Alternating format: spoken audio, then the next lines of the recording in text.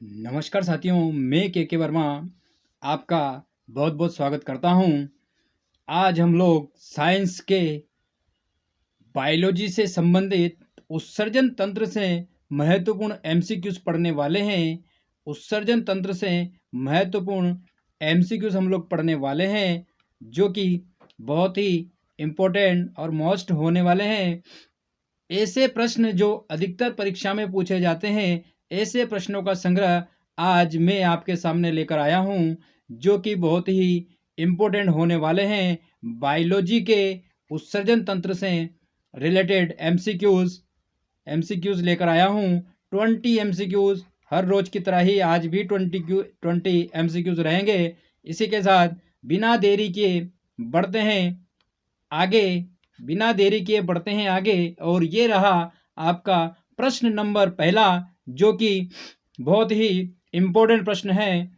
प्रश्न नंबर पहला है, मनुष्य में वृक्क एक तंत्र का भाग है जो संबंधित है। मनुष्य में जो वृक्क जो है वो एक तंत्र का भाग है जो कि संबंधित है। किससे संबंधित है? ऑप्शन नंबर ए पोषण, ऑप्शन नंबर बी श्वसन, ऑप्शन नंबर सी उत्सर्जन, ऑप्शन नंबर डी परिवहन। तो जो आपका जो आंसर है, मनुष्य में वृक्क एक तंत्र का भाग है जो संबंधित है, उत्सर्जन तंत्र से संबंधित है। ऑप्शन नंबर सी आपका राइट आंसर होने वाला है। Option number C is the right answer. उत्सर्जन तंत्र आपका राइट आंसर होने वाला है। इसी के साथ देखते हैं प्रश्न नंबर दूसरा। प्रश्न नंबर दो है, मूत्र की सांद्रता का नियमन। मूत्र की सांद्रता का नियमन मूत्र की सांद्रता का नियमन मूत्र की सांद्रता का नियमन किस हार्मोन की उपस्थिति पर निर्भर करता है? किस हार्मोन्स की उपस्थिति पर निर्भर करता है? Option number A thyroxine hormones, option number B thymosin hormones, option number C ADH hormones and option number D इनमें से कोई नहीं। तो जो आपका आंसर है, मूत्र की जो सांद्रता का नियमन करता है, एडीएच हार्मोन्स आपका नियंत्रण करता है। ऑप्शन नंबर सी आपका राइट आंसर होने वाला है। Option number C is the right answer. इसी के साथ अगला प्रश्न है, प्रश्न नंबर तीन है। प्रश्न नंबर तीन है, यूरियोटेलिक वे जंतु होते हैं यूरियोटेलिक वे जंतु होते हैं जो अपशिष्ट पदार्थों का निष्कासन रिक्तस्थान के रूप में करते हैं। यूरियोटेलिक वे जंतु होते हैं जो अपशिष्ट पदार्थों का निष्कासन रिक्तस्थान के रूप में करते हैं। ऑप्शन नंबर ए यूरिक अम्ल, option number B ammonia, option number C amino अम्ल, ऑप्शन नंबर डी यूरिया। तो यूरियोटेलिक जो जंतु हैं वो अपशिष्ट पदार्थों का यूरिया के रूप में निष्कासन करते हैं। यूरिया। ऑप्शन नंबर डी आपका राइट आंसर होने वाला है। Option number D is the right answer. Option number D आपका राइट आंसर होने वाला है। इसी के साथ अगला प्रश्न है प्रश्न नंबर 4। ये रहा आपके सामने प्रश्न नंबर 4 है। ऑप्शन नंबर 4 ऑप्शन दिए गए हैं। प्रश्न नंबर 4 के ये बताना है कि उत्सर्जन का अर्थ क्या होता है। आपका जो प्रश्न है उत्सर्जन का अर्थ क्या होता है। उत्सर्जन का अर्थ क्या होता है? ऑप्शन नंबर ए अतिरिक्त मात्रा में उपस्थित पदार्थों का निष्कासन, ऑप्शन नंबर बी शरीर के लिए, ऑप्शन नंबर बी शरीर के लिए आवश्यक पदार्थों का निर्माण, ऑप्शन नंबर सी ऐसे पदार्थों का निष्कासन जो शरीर का भाग नहीं है, एंड ऑप्शन नंबर डी उपर्युक्त सभी। आपका जो आंसर है ऑप्शन नंबर सी ऐसे पदार्थों का निष्कासन जो शरीर का भाग नहीं है। ऑप्शन नंबर सी आपका राइट आंसर होने वाला है। उत्सर्जन कहलाता है ऑप्शन नंबर सी ऐसे पदार्थों का निष्कासन जो शरीर का भाग नहीं है, उत्सर्जन कहलाता है। ऑप्शन नंबर सी आपका राइट आंसर होने वाला है। Option number C is the right answer. Option number C आपका राइट आंसर होने वाला है। इसी के साथ आइए देखते हैं अगला प्रश्न है प्रश्न नंबर 5। प्रश्न नंबर 5 है अमोनिया का यूरिया में रूपांतरण होता है। प्रश्न नंबर 5 है अमोनिया का यूरिया में रूपांतरण होता है। कहाँ होता है, किसमें होता है? ऑप्शन नंबर ए वृक्क में। वृक्क कैसे लिखाएगा, टाइपिंग मिस्टेक है भैया, ये टाइपिंग वाले। वृक्क में। ऑप्शन नंबर बी फेफड़ों में। ऑप्शन नंबर सी यकृत में। ऑप्शन नंबर डी आंत में। तो जो आपका ऑप्शन आंसर होने वाला है ऑप्शन नंबर सी यकृत में। यकृत में अमोनिया का यूरिया में रूपांतरण होता है। यकृत में अमोनिया का यूरिया में रूपांतरण होता है। ऑप्शन नंबर सी यकृत आपका राइट आंसर होने वाला है। यकृत आपका राइट आंसर होने वाला है। इसी के साथ अगला प्रश्न है प्रश्न नंबर 6।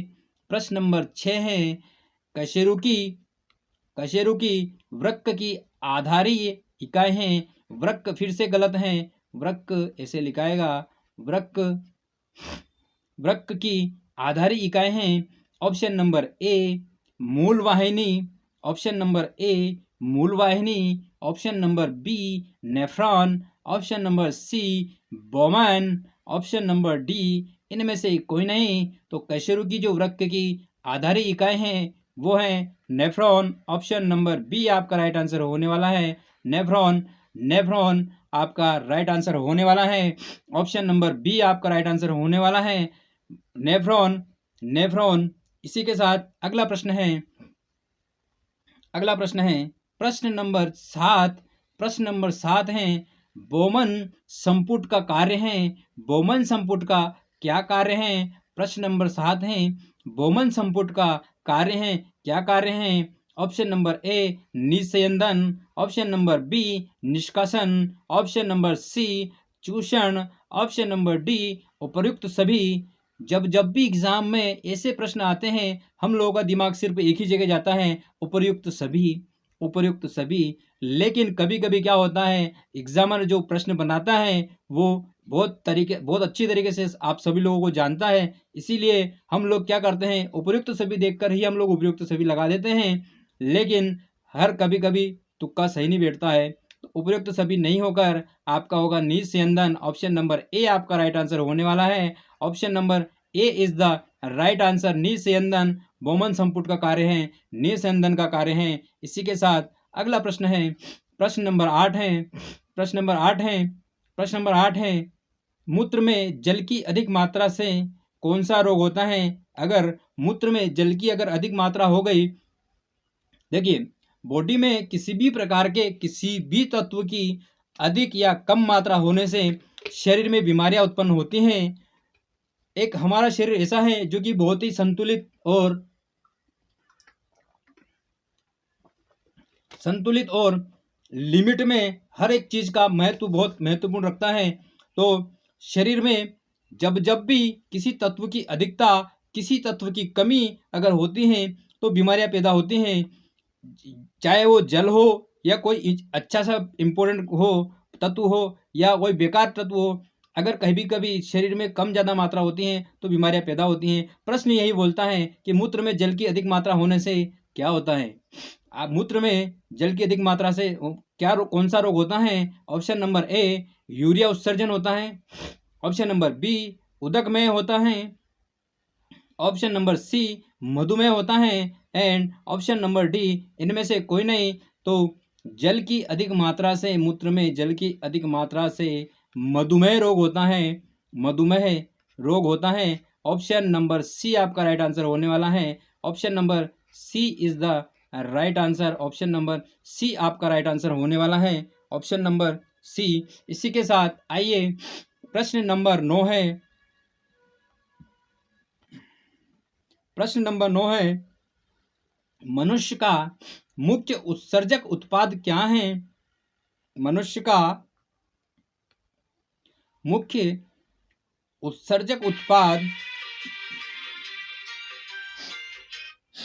मनुष्य का मुख्य उत्सर्जक उत्पाद क्या है? Option number A urea, option number B uric अम्ल, option number C ammonia, option number D लवण। तो मनुष्य का जो मुख्य उत्सर्जक उत्पाद है यूरिया। ऑप्शन नंबर ए आपका राइट आंसर होने वाला है। Option number A is the right answer.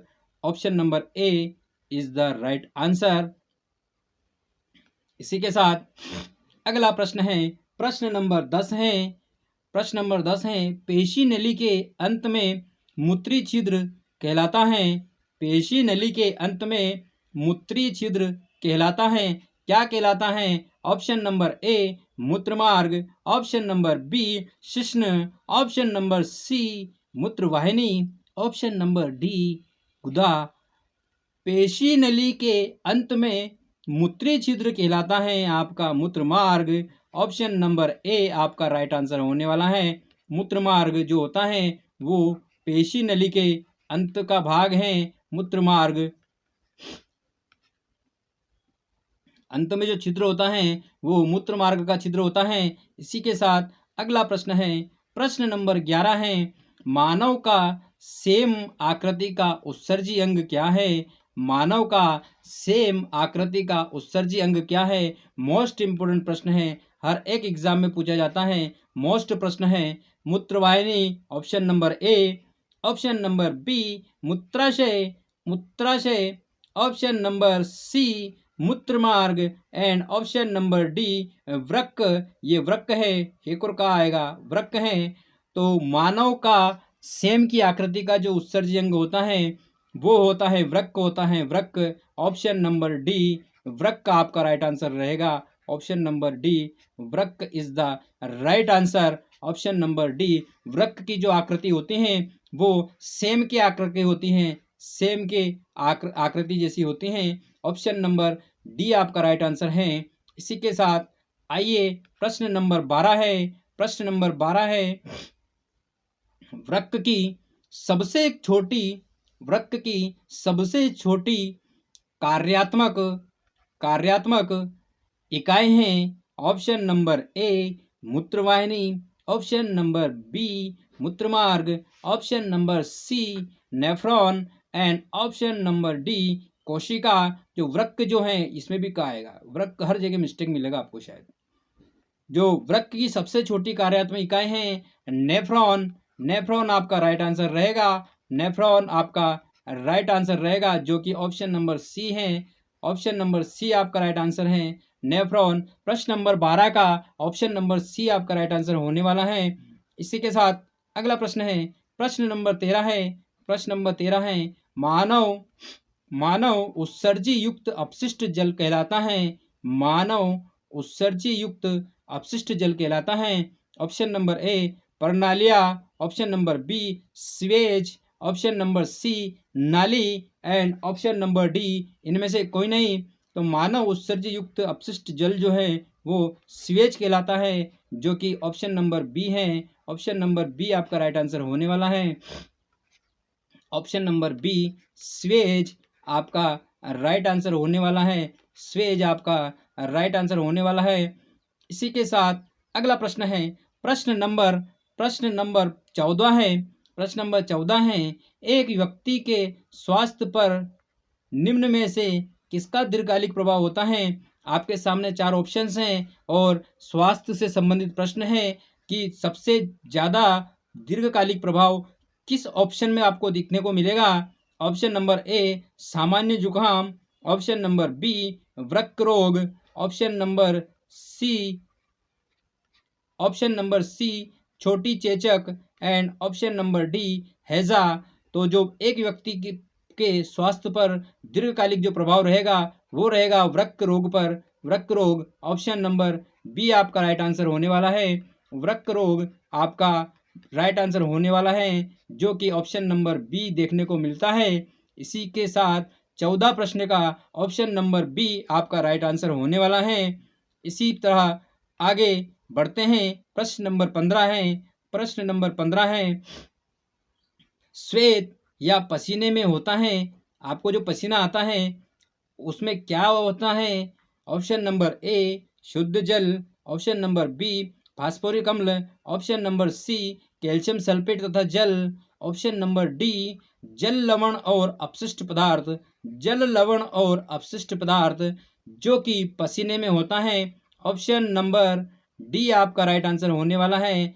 Option number D जल लवण और अपशिष्ट पदार्थ पसीने में या स्वेद में रहता है, जो कि आपका ऑप्शन नंबर डी है। इसी के साथ प्रश्न नंबर 15 का ऑप्शन नंबर डी आपका राइट आंसर होने वाला है। इसी के साथ आइए प्रश्न नंबर 16।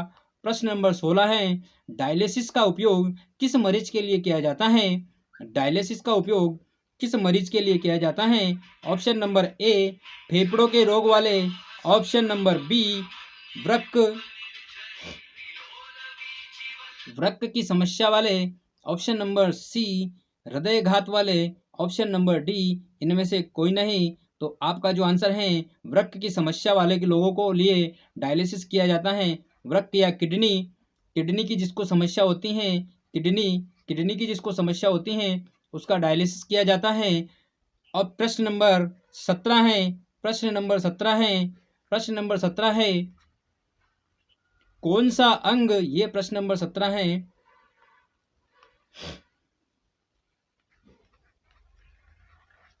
प्रश्न नंबर 17 है, कौन सा अंग जो अतिरिक्त जल, वसा एवं अन्य अपचायक अपशिष्ट भी निकालता है?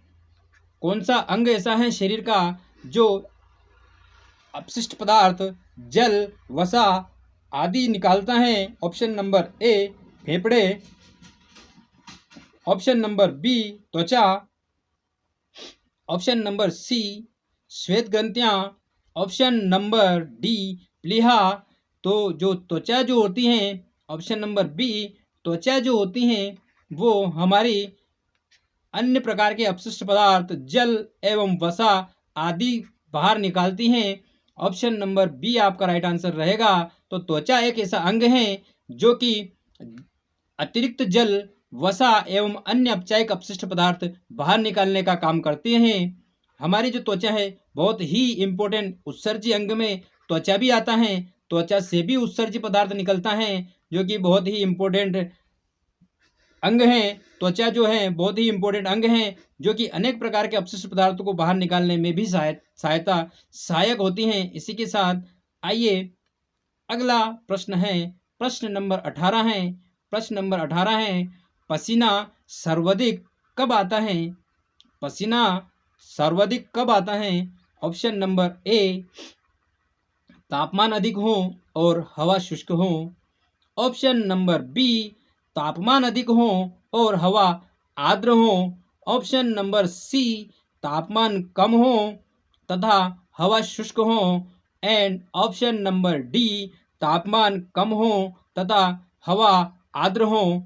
तो मैं आपको बता दूं कि तापमान अधिक हो, ये तो सबको पता है कि तापमान क्या रहेगा, टेम्परेचर क्या रहेगा, अधिक रहेगा। और टेम्परेचर अधिक होने पर हवा क्या रहेगी, अगर आर्द्र है तो पसीना सर्वाधिक होता है। इसी कारण ऑप्शन नंबर बी आपका राइट आंसर होने वाला है। ऑप्शन नंबर बी तापमान अधिक हो तथा हवा आर्द्र हो। इसी के साथ अगला प्रश्न है, सेकंड लास्ट प्रश्न है, प्रश्न नंबर 19 है, प्रश्न नंबर 19वां है, निम्न में वृक्क का भाग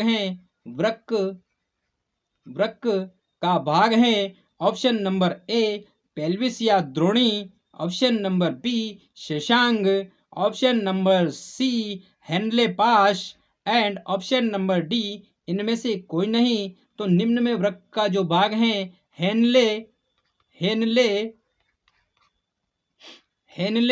पाश यानी कि हेनले लूप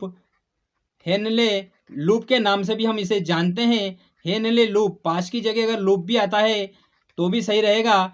तो ऑप्शन नंबर सी आपका राइट आंसर होने वाला है, हेनले पाश आपका राइट आंसर होने वाला है, जो कि वृक्क का एक भाग है। इसी तरीके से आइए लास्ट प्रश्न देखते हैं लेक्चर का। लास्ट प्रश्न बहुत ही इम्पोर्टेंट IMPM प्रश्न है जो कि प्रत्येक एग्जाम में पूछा गया है और बहुत ही मोस्ट होने वाला है। मूत्र का जो संगठन है वो क्या हैं?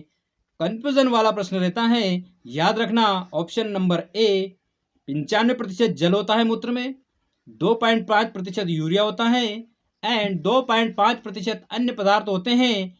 ये मूत्र का संगठन है। याद रखना 98% जो होता है जल होता है, 98% जल होता है, 2.5% यूरिया होता है एंड 2.5% अन्य पदार्थ होते हैं, अन्य व्यर्थ पदार्थ होते हैं, अन्य व्यर्थ पदार्थ होते हैं। ये होता है मूत्र का संगठन। ऑप्शन नंबर ए आपका राइट आंसर होने वाला है। ऑप्शन नंबर ए आपका राइट आंसर होने वाला है। Option number A is the right answer. ये रहे आपके 20 प्रश्न। 20 मिनट में 20 प्रश्न रहे। आशा करता हूँ कि आप लोगों को अच्छे लगे होंगे, और अगर अच्छे लगे हैं तो लाइक करें, कमेंट्स करें, शेयर करें, और मेरे आने वाली वीडियो को देखने के लिए बेल आइकन के बटन को दबाना ना भूलें, जिससे मेरी प्रत्येक वीडियो की नोटिफिकेशन आपके पास आसानी से पहुंच जाए।